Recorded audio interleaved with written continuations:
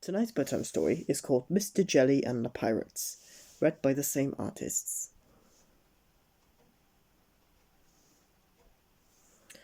Mr. Jelly is the most nervous person you will ever meet. The slightest thing will send him into a panic. Even the sound of the wind in the trees will make him bolt behind the sofa, quivering and shaking in fear. So, as you can imagine, it takes Mr. Jelly a long time to pluck up enough courage to go on holiday. This year, Mr. Jelly went to Seatown. Mr. Jelly longed to join everyone playing in the sea, but he was too frightened. "Why don't you go for a swim?" suggested Mr. Lazy. I'm too scared," admitted Mr. Jelly. "There might be nasty seaweed, or a crab, or a shark." "Well, why don't you go in my dinghy?" replied Mr. Lazy. I might drift out to sea and never be found again," said Mr. Jelly, trembling at the thought. "No, you won't," said Mr. Lazy. "Not if I hold on to the rope." Mr. Jelly thought this over and decided to risk it.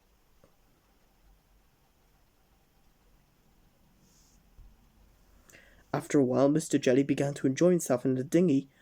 But when he looked back, he discovered that he was a very long way from the beach. Mr. Lazy had fallen asleep and the rope had slipped through his fingers. "Oh, help, oh, help! A wave is going to turn over and I'm going to be swallowed by a whale!" shrieked Mr. Jelly, but he was too far away for anyone to hear him. Before long, the land disappeared and large black storm clouds gathered on the horizon.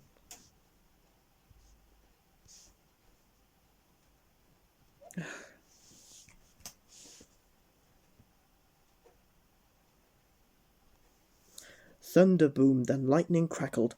The sea rose up in a great roaring mass that tossed the little dinghy from wave to wave. Mr. Jelly cowered in the bottom of the boat. Oh, help, he shrieked. "I'm going to be struck by lightning and burnt to a crisp." And tipped out of the boat and drowned.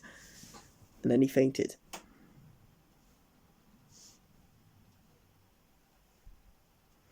When he came to, he discovered that he had been washed up onto a tiny deserted island. Mr. Jelly stared out at the vast expanse of sea. "Oh, help," he said in a very small voice, and then he fainted again. Mr. Jelly was woken by the sound of digging. He peered through the bushes at the side of a beach. What he saw filled him with terror.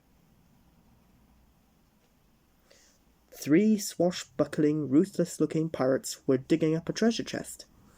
Mr. Jelly knew that he must not make a sound, but the more he tried not make a sound, the more he wobbled and trembled in fear. And the more he wobbled and trembled, the more the bushes shook and rustled. So in a very short time, Mr. Jelly was found and set quivering on the sand in front of the pirates. "Well, shiver me timbers, if he ain't just what we need," growled the pirate captain. "A cabin boy." The 3 pirates and their new cabin boy rowed out to their ship, anchored in the bay. Mr. Jelly shook and trembled and quivered in terror. The pirates, who prided themselves on their bravery, chuckled and laughed. They had never met anyone as nervous as him. And over the following week, they came to realize just how nervous he really was. On the first day,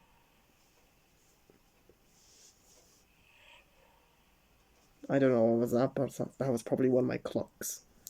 But oh well. On the first day, the first mate ordered Mr. Jelly up into the rigging to set the sail. Oh, help, shrieked Mr. Jelly. "It's so high and I'm going to have to climb and climb, and I'll be either up, and I'll get dizzy and I'll fall down and I'll eaten by a shark." And then he fainted. Luckily, he had only climbed 2 rungs, and the first mate caught him easily. "I'd never thought of that," murmured the first mate to himself. The next day, the quartermaster ordered Mr. Jelly to sharpen the cutlasses on the grinding stone. Oh, help, shrieked Mr. Jelly. "I'll make the cutlass very sharp. It'll be so sharp I'll cut my finger. And then I'll bleed and bleed and..."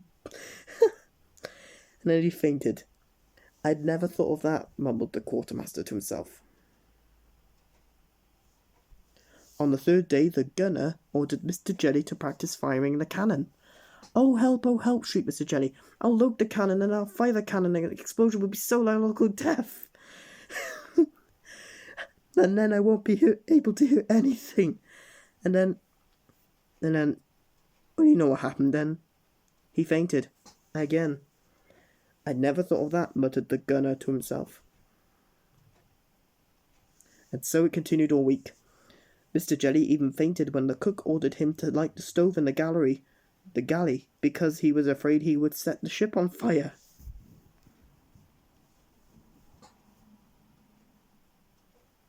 And a very strange happened during the week. Not only did the pirates discover how nervous Mr. Jelly was, but they also began to find out how nervous they were too. The more Mr. Jelly shrieked and fainted and quivered and quaked, and what terrible accidents might happen, the more the pirates found themselves worrying. By the end of the week, the pirate captain found himself with a crew who were too scared to do anything. Even the ship's carpenter had downed tools because he was afraid he might get a splinter.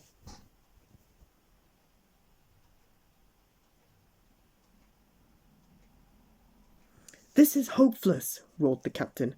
"How can we call ourselves pirates? That cabin boy has turned you all into scaredy cats. Mr. Jelly must walk the plank." So Mr. Jelly was pushed out onto the plank. Oh, help, shrieked Mr. Jelly. "Don't make me walk the plank. I'll fall into sea and I'll have to swim for hours and hours, and then I'll get weaker and weaker, then I'll drown." "That's horrible," said the first mate. "Yeah, really nasty," agreed the quartermaster. "We can't do that," said the gunner, and the rest of the crew agreed. "That's it," cried the captain. "I give up. Do what you want." And the crew did. They sailed very cautiously and very slowly. Oop.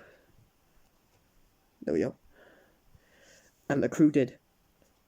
They sailed very cautiously and very slowly to Seatown, where they let Mr. Jelly off. Mr. Jelly found Mr. Lazy on the beach, fast asleep. Mr. Lazy yawned, stretched, and opened an eye. "Hello," he said sleepy. "Did you have fun?" "Sorry I fell asleep, but here you are, safe and sound." Mr. Jelly began to wobble and quiver and shake, but not in fear.